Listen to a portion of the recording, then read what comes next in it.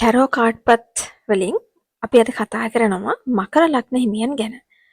ගොඩ දෙනෙක් අහන දෙයක් තමයි මකර ලග්නයට අදාළ ටැරෝ කාඩ්පත මොකක්ද කියන එක. අපි අද කතා කරන්න යන්නේ කේන්ද්‍ර සටහනේ 10 වෙනි ලග්නය වෙන පෘථිවි තේජසට අයත් මකර ලග්නය ගැන. මකර ලග්නේ නියෝජනය කරන ටැරෝ කාඩ්පතේ නම තමයි ඩෙවිල් කියන්නේ. එහෙම නැත්නම් යක්ෂයා අනේ මගේ ලග්නයට අහු වෙලා තියෙන යක්ෂයා කියන කාඩ් එකද කියලා. ඔන්න ඔය බය වෙන්න එපා. ටැරෝ සංකේත විද්‍යාවේදී මේ කාඩ් එකෙන් කියවෙන්නේ යක්ෂයෙක් ගැන නම් නෙවෙයි. ඒකෙන් කියවෙන්නේ අපේ ජීවිතේ අපි බැඳිලා ඉන්න දේවල්. අපේ අභිලාෂයන්, අපේ සීමාවන් සහ අපි ළඟ තියෙන නායකත්ව හැකියාවන් ගැනයි. අද අපි මේ විනාඩි කිහිපයක් ඇතුළත ඊටම පැහැදිලිව කතා කරමු ඩෙවිල් කාඩ් පතෙන් මකර ලග්න හිමියන් ගැන කියවෙන්නේ මොනවද කියලා. ඒ වගේම ඔබේ ජීවිතේ සාර්ථක කරගන්න ඔබ අවධානය යොමු කරන්න ඕනි කරුණ ගැත. ඔන්න වීඩියෝ අන්තිමට මම ඔබත් එක්ක කතා කරනවා. අපි මුලින්ම බලමු මේ ඩෙවිල් කාඩ් පතේ තියෙන සංකේතය දිහාවට. මේ කාඩ් එකේ මැද ඉන්නවා අර්ධ මිනිසෙක්. අර්ධ එළු ස්වරූපයක් තියෙන මිනිසෙක්. මේක පැරණි ග්‍රීක මිත්‍යා කතාවල එන පෑන් කියන දෙවියන් සහ මකර ලග්නයේ සංකේතය වන මුහුදු එළුවා. සීගෝට සමාන රූපයක්. මේ රූපෙට යටින් පිරිමියෙක් සහ ගැහැණියෙක් ඉන්නවා. මේ දෙන්නගේ බෙල්ලේ සංකේතාත්මකව දම්වැල් දාලා තියෙනවා. හැබැයි හොඳට බැලුවොත් ඔයාලට පේනවා මේ දම්වැල් ඉතාම බුරුලටයි තියෙන්නේ. ඒක තදට දාලා නැහැ. ඒ කියන්නේ මේ දෙන්නට ඕනේ නම් මේ දම්වැල් ඔළුවෙන් උඩට දාලා ගලවලා ලියා ගන්න පුළුවන්. මේ සංකේතෙන් කියවෙන්නේ මොකද්ද? පෞරුෂය සහ බලය. මකර ලග්න හිමියන් කියලා කියන්නේ භෞතික ලෝකේ ඉතාම බලවත් ස්ථාවර කැපවීමෙන් වැඩ කරන පිරිසක්. මේගොල්ලන්ගේ කැපවීම වෙන කෙනෙක්ට සමාන කරන්න බෑ. මේගොල්ලන්ගේ ඉවසීමත් එහෙමයි. ශ්‍රයං බන්ධනය අපේ ජීවිතයේ තියෙන බිය, අනවශ්‍ය බැඳීම්, අන්‍යයන්ගේ මත, එහෙම නැත්නම් අපේම සිතුවිලි. මගින් අපි අපිවම හිර කරගෙන ඉන්නේ. අපි විසින්මයි. කියන දේ මේ කාඩ් එකෙන් කියවෙනවා. කියන අපිට ඕන නම් රිලීස් වෙන්නත් පුළුවන්. සෙනසුරුගේ බලපෑම මකර ලග්නයේ අධිපති වන්නේ සෙනසුරු ග්‍රහය. සෙනසුරු කියන්නේ විනය, සීමාමායිම්, කැපවීම සහ කර්මය නියෝජනය කරන ග්‍රහය. ඩෙවිල් කාඩ් පතිනුත් පෙන්වන්නේ මේ සෙනසුරුගේ දැඩි බව සහ නීතිමය ස්වභාවය, නීති රීති තද ගතිය. අපි දැන් බලමු මේ කාඩ් පත හරහා මකර ලග්න හිමියන්ගේ ස්වභාවය විග්‍රහ වෙන්නේ කොහොමද කියලා. මහන්සි වැඩ කිරීම සහ අභිලාෂකාමී බව තමයි පළවෙනිම කාරණාව. මකර ලග්න හිමියෝ කියලා කියන්නේ කොමාරි තමන්ගේ ඉලක්කයට යන අය. කන්දක් උඩට නගින එළුවෙක් වගේ කොච්චර බාධකාවත් අතාරින්නේ නැහැ. ඩෙවිල් කාඩ් එකකින් කියවෙන්නේ භෞතික ලෝකයේ සාර්ථකත්වය, මුදල්, තත්ත්වය, දීපල ලබා ගන්න තියෙන දැඩි ආශාව. මකර ලග්න හිමියෝ ඉපදිලා ඉන්නෙම ජයග්‍රහණය කරන්න සහ මේ භෞතික සාර්ථකත්වයේ කියන දේ අනිවාර්යෙන් නගා ගන්න පිරිසක් තමයි මකර ලග්න හිමියෝ කියලා කියන්නේ. ඒකේ ඒගොල්ලෝ ගාව ඒගොල්ලෝ ඥානමය විදියටම අරගෙන තමයි ඉපදෙන්නේ. ඒකට ඒගොල්ලෝ හරි දක්ෂයි. අනිත් අයට වඩා මකර ලග්න හිමියෝ හරි දක්ෂයි. සාරි ඉවසිලිවන්තයි. ඒ වගේම කැපකිරීම ඕන විදියට කියනවා. පරිමේට කැපකිරීම කරන්න සූදානම් පිරිසක්. දෙවෙනි කාරණාව යථාර්ථවාදී සහ ප්‍රායෝගික බව. ඔබ හීන ලෝකවල ජීවත් වෙන කෙනෙක් නෙවෙයි. හීන බලන්නේ නැහැ. හරි ප්‍රැක්ටිකල්. පය පොළවේ තියන් ඉන්න කෙනෙක්. කකුල් දෙක පොළවේ තියලා හිටගෙන ඉන්න කෙනෙක්. හරි ප්‍රැක්ටිකල්. පෙනෙන දැනෙන භෞතික දේවල් මත තමයි ඔබ තීරණය ගන්න. ඒකින්ද ගානෝගේ කතා අහන්නේ නැහැ. හීන ලෝකවල දේවල් හිතාගෙන මනෝපාරවල් ගහගෙන ඉන්නේ නැහැ. හැම වෙලේම ප්‍රැක්ටිකල්. හැම වෙලේම මේ දේ හරිද? මේ මහ පොළොව මත මේක කරන්න පුළුවන්ද කියන එක ගැන හිතලා බලලා තමයි දෙයක් හිතන්නේ කරන්න පටන් ගන්න. ප්‍රැක්ටිකල් නැති දේවල් කරන්නේ නැහැ සහ හිතන්නෙත් නැහැ කොටින්ම. ප්‍රායෝගික නැති දෙයක් හිතන්නවත් වෙලාව වෙන් කරන්න කැමති කට්ටියක් නෙමෙයි මකර ලග්න හිමියෝ කියලා කියන්නේ. ඒ තරම් ප්‍රැක්ටිකල්. තුන්වෙනි කාරණාව නායකත්වය සහ පාලනය. ඕනම ආයතනයක පවුලක හෝ සමාජයක පාලනය තමන්ගේ අතට ගැනීමට මකර ලග්න හිමියන්ට සහජ හැකියාවක් තියෙනවා. මකර ලග්න හිමියන්ට නීතිකරුකයි හරි සංවිධානාත්මකයි. ඒ නීතිකරුක බව සහ සංවිධානාත්මක බව හින්දාම ඕනම තැනක යට ප්‍රමුඛයා වෙන්න බාධා එන්නේ නැහැ. කියන්නේ හැමෝම මෙයා නීතිකරුක කෙනෙක් කියලා දන්න හින්දා එයා ඉස්සරහට යනට බය නැහැ. කියන්නේ මෙයා આવොත් හොඳයි. මෙයා කොහොමද නීතියට වැඩ කරන්නේ? මෙයා කොහොමද ප්ලෑන් කරලා වැඩ කරන කෙනෙක්? කියන විශ්වාසය අනිත් අයගේ ඇතුළේ වාගෙන තියෙනවා. ඒකින්ද ඕනම තැනකට ප්‍රධානියෙක් වෙන්න අවශ්‍ය ක්වොලිටිස් ඔයගාව නිත්‍යතින්ම පිහිටලා තියෙනවා. ඔබ හරි දක්ෂයෙක්. රහස්‍යභාවය සහ ගැඹීර බව. හතරවෙනි කාරණාව. මකර ලග්න හිමියන් තමන්ගේ හැඟීම් පිටතට පෙන්වන හරි අඩුයි. මගින් හිර කරගෙන ඉන්නේ.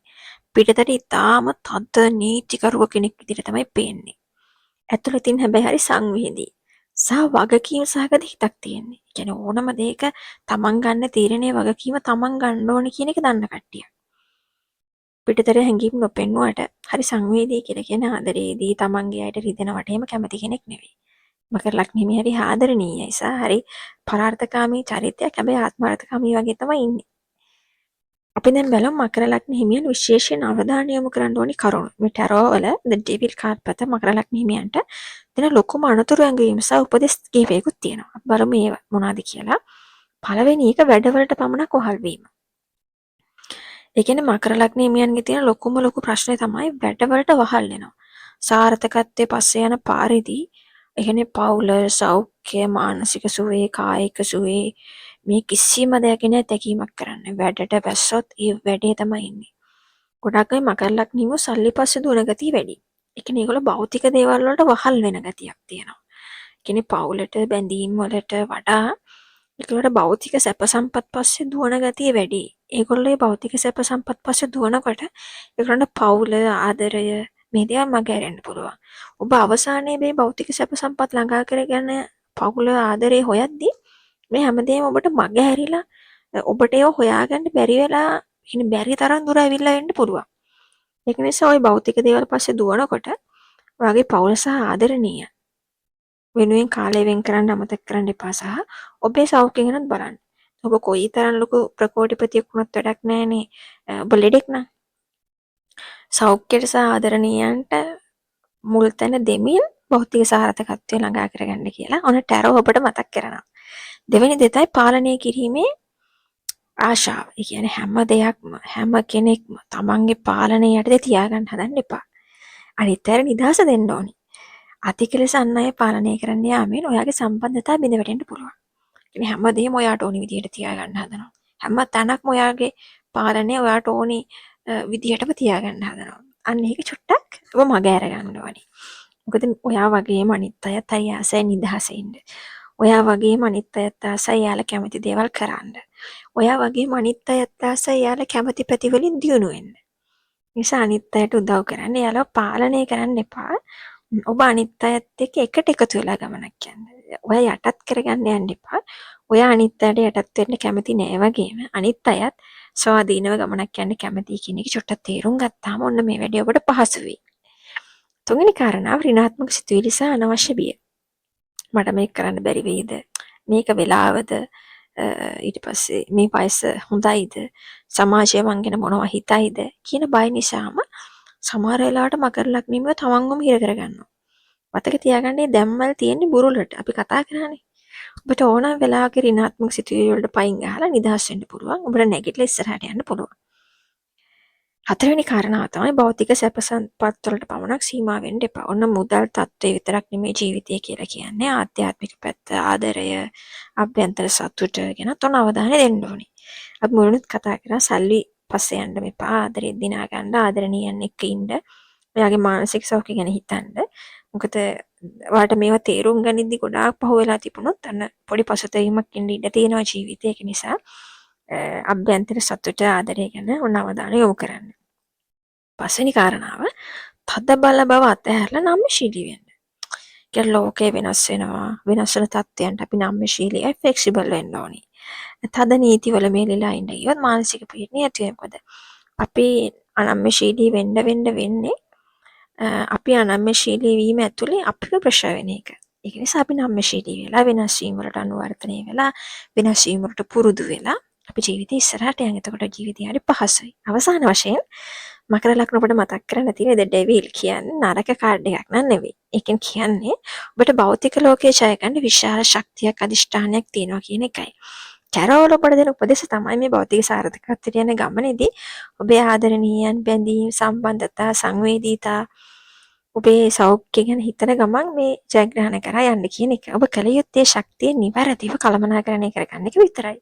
තමගේ සීමාවන් හඳුනගෙන අනවශ්‍ය බැඳීම් වලින් නිදහස් වෙලා අවශ්‍ය බැඳීම් වලට අවධානය දීලා සමබර ජීවිතයක් ගත කරන්න මකර ලග්න හිමියන්ට පුළුවන් නම් ඔන්න ඔබට පුළුවන් මුළු ජීවිතේම මුළු ලෝකෙම ජය ගන්න.